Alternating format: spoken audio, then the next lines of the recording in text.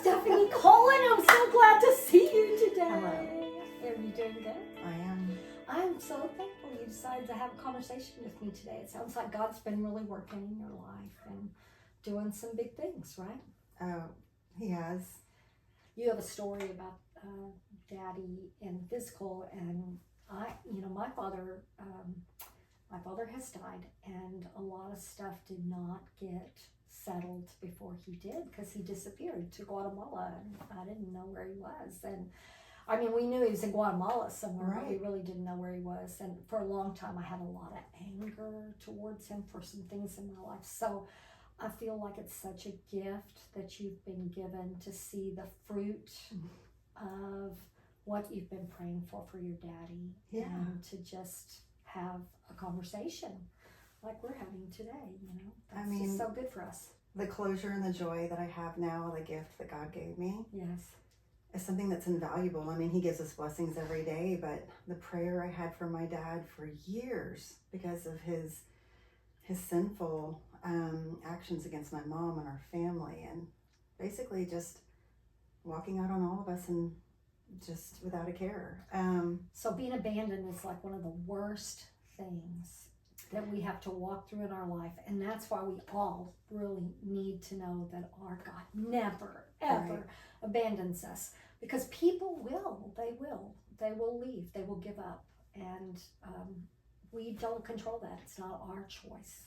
Right, but it's almost like he does refine you in the fire. Yeah. So it's like my dad did that, but God is my father. Yeah. So it brought me closer to him and reliant on him. That's right. And brought me stronger in my prayer life. And the prayers I prayed for my dad, he honored those. Yes.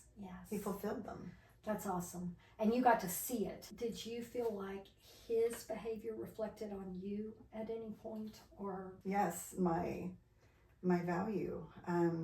How could he do that to us? And I didn't feel loved, and I couldn't believe. I mean, I felt bad for my kids and my mom. I mean, it had destroyed everything, and I definitely struggled.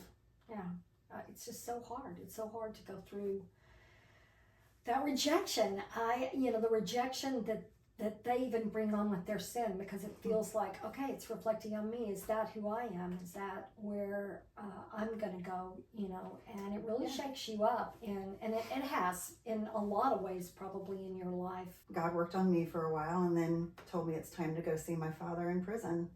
And through that, God gave me the greatest gifts of my dad actually speaking the word over me. Because he has found God in prison. It's a horrible place to be, and he told you a lot about that. Right. But your prayers were also, that was the view he wanted you to see too, like, here's your dad, I haven't forgotten. Gosh. The love, the forgiveness, everything was redeemed. I feel like it was one of the greatest gifts he's given me, which reflects on the rest of my life. If he's so present in that huge trial, yes, and showed me so much, I have to know that he's redeemed the other trials in my life.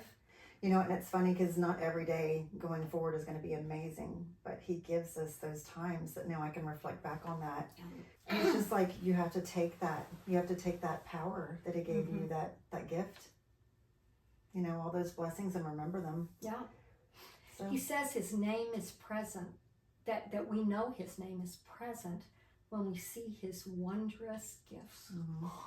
I just love that. That was my verse this morning when I was writing, and I was like, really, Lord? That is awesome.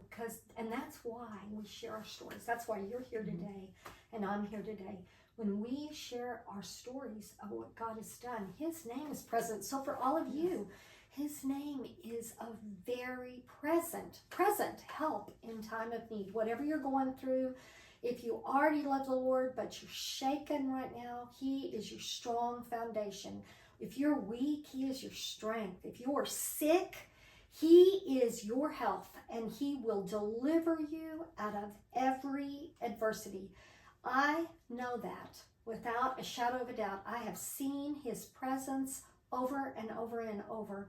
And his name is with us. His name is Jesus. And Jesus is present. He is present with us today.